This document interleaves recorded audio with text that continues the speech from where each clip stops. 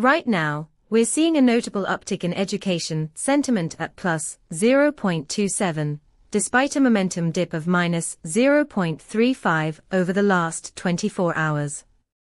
This divergence suggests a growing optimism among stakeholders, even as overall trends may seem bearish.